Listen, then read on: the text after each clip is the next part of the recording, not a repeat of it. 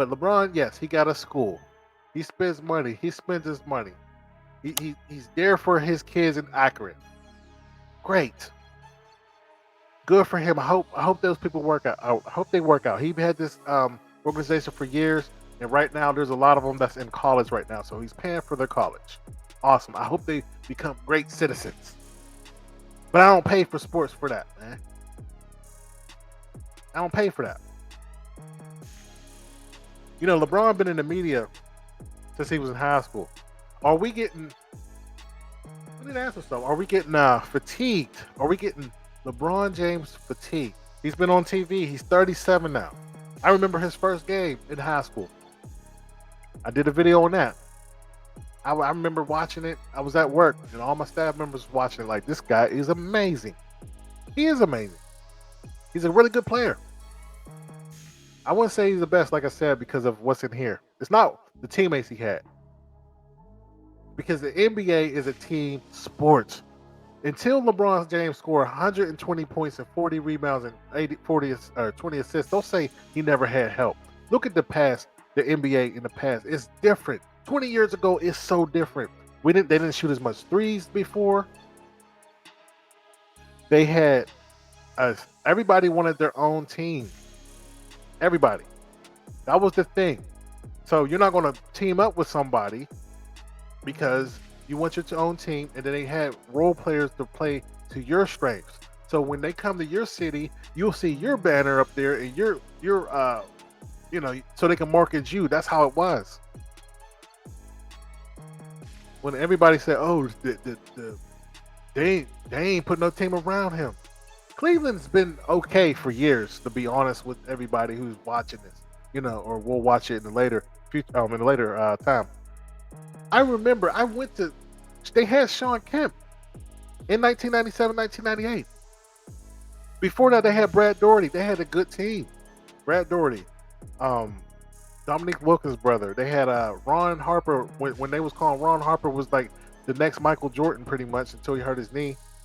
He was getting 20-something a game. They had Mark Price, one of the best three-point shooters back then. And they used to beat the Bulls.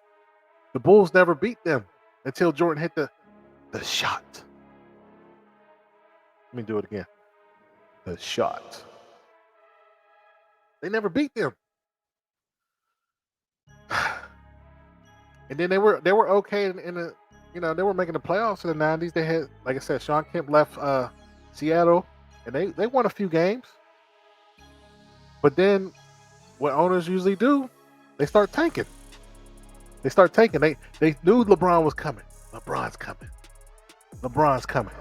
LeBron's coming. So LeBron is sensitive because, and this is the truth. That's a fact. Whole fact. Non-competitive. That's a whole fact. And that's when I stopped, watching him, because he wasn't trying to be competitive anymore. Appreciate it, Sean. I did what happened with LeBron James. Like I said, his upbringing was tough, and it's a success story. He made it out the hood. God blessed him with that height and that strength and what have you. But this is the turning point of LeBron James. They called him a sellout in high school. He grew up in the hood, and they knew he was going to be great. He was in the AAU circuit beating everybody. And what he did, I don't know who told him to do it. He ended up going to that white Catholic school.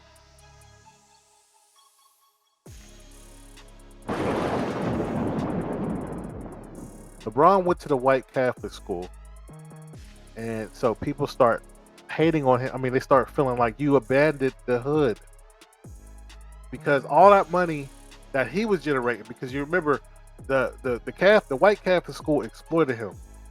They had him playing in that arena, in the college arena, and they were getting millions of dollars for him for 4 years, from time he was in 9th grade to 12th grade.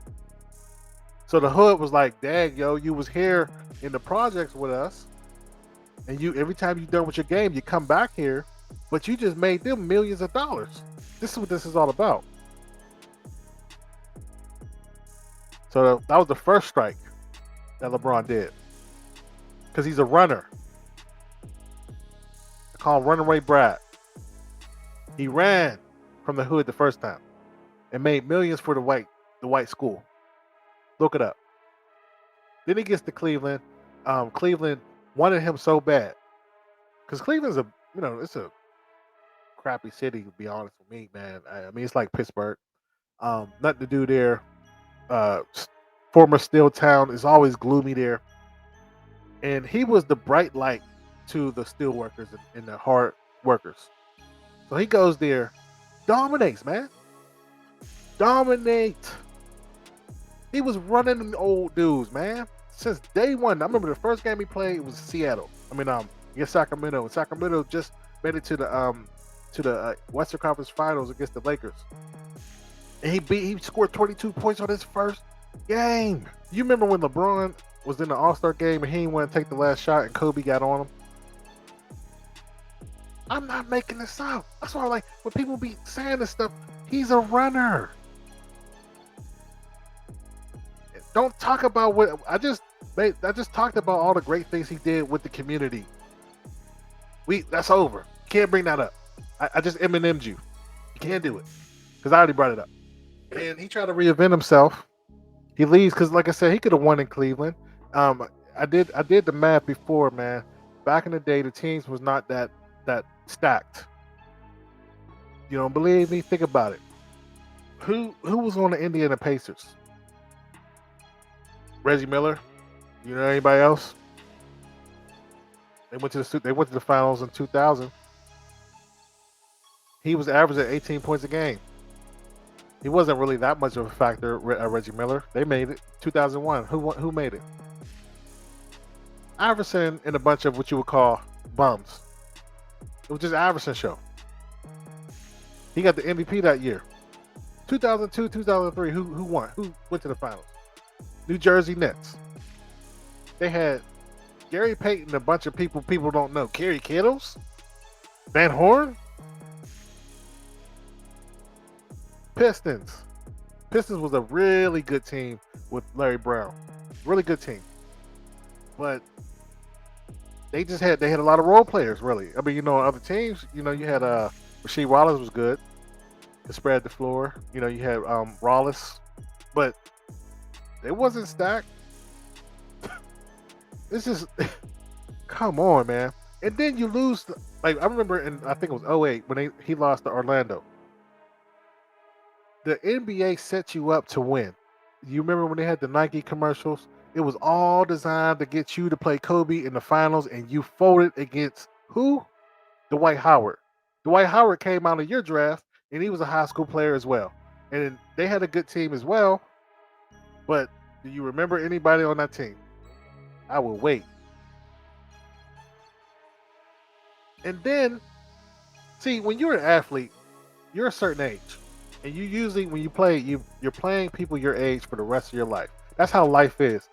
You're competing with your age group because you may not get past these guys who's higher because they're stronger than you at this point. But eventually their strength goes down and they start to wither and then they retire. Now it's your league. So if you just focus on your age group, you'll dominate. So what I was telling people, which is crazy to say, but what I was telling people, LeBron just had to wait his turn. You were losing to players that was in the 90s. They were getting old. Boston was an old team. Kevin Garnett, he wasn't scoring like he was in Milwaukee. What's his name was getting old as well. Paul Pierce and all. You just had to wait your turn. Because the East was weak. Boston ain't dominate. They underachieved, you ask me. They was together for 5 years and won one championship. That's underachieving. And shout out to Kobe Bryant. He showed you how it's done to beat Boston. He was with one team the whole time. Even though he did want to get traded. But we ain't gonna talk about that today.